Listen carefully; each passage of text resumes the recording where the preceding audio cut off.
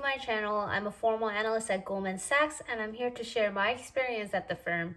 Just for some more background, I was within Securities Division, which now became Global Markets Division, and I joined the firm through their typical analyst program. There are many divisions within Goldman, including investment banking, engineering, risk, legal, and more, but the one I was in is Global Market. Largely within global markets, there's equity products and fixed income products. I was mainly dealing with fixed income products, and my main role was to maintain and facilitate any new businesses. I work very closely with the client, and internally I work closely with sales, legal, risk, and many other teams. So now I will show you a typical day in my life, and at the end of the video, I will answer some of the questions that you might have. My typical day starts at 7 in the morning. I would normally wake up around 6:15 to get ready for work, but since we've started working from home, I've been waking up right before I have to start. I start my day by making myself some coffee and breakfast. Normally I would eat cereals or oatmeals at the desk, but since we've been working remotely, I've been making more decent breakfast. As I drink coffee, I check my emails and my meeting schedules for the day. So for work, I had day-to-day work to help the client, but as I gained more experience, I got more involved in different types of projects. And project is what I enjoy more. I will work closely with change management, which is the project management equivalent, and engineering team to automate any of the process that we have or to improve the current platform that we're using. For meetings, there are 3 different types. First one is an external meeting, which is the meeting with the client. And second one is internal meeting. And there are several internal meetings. So for example, if you have a client meeting that afternoon, we would have internal meetings with all stakeholders before to discuss what we're gonna discuss with the client that day. Or you can have internal meetings with your own team to discuss your priority. Or if you're in a project, you will have internal meetings with engineering, with project management, just to discuss the pipeline or just to discuss the priority. And the last meeting is one-on-one. I would have regular one-on-one with my manager or my mentors. And sometimes I would reach out to complete strangers to network and just to learn from their experience. It's pretty much the same for the rest of the day. I will eat lunch at the desk and I'll have more meetings, more work, and I'll be done with my day anytime between 5:30 to 6:30. After work, I like to go to the gym for at least 30 minutes before I eat dinner. Which leads to the first topic that I wanted to discuss, which is work-life balance. So my work hours is usually anywhere between 55 hours a week to 65 hours a week. And this is honestly not that bad compared to a lot of other teams within the firm.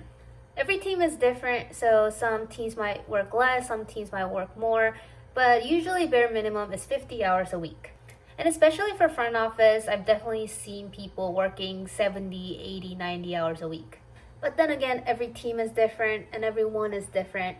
Even within my team, there were people who were working 70 hours a week and there were people who were working 50 hours a week. And it also depends on the time of the year. For my team, we were extra busy for month end, quarter end, and year end. Another thing that people might be curious about is the promotion cycle. So the title you would get when you first join right off college, it would be analyst.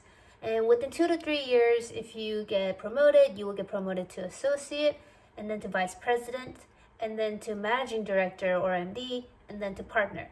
And to get promoted, you have to be top analyst or top associate or just top in your class. And you'll be able to know where you stand because every year we get reviewed.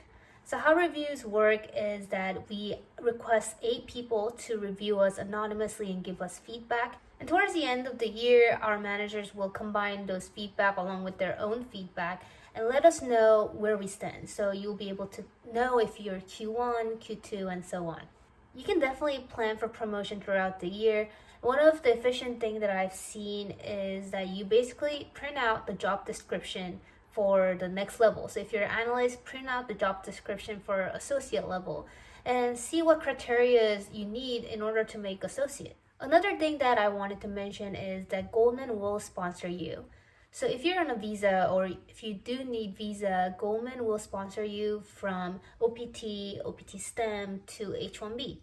Personally, my experience was good. Goldman uses a third-party vendor for visa issue, and they were able to guide me step by step, so I had no issues with my whole process. To finish up, I want to share some of the important lessons I've learned. One of the lessons I've learned is the importance of transparency.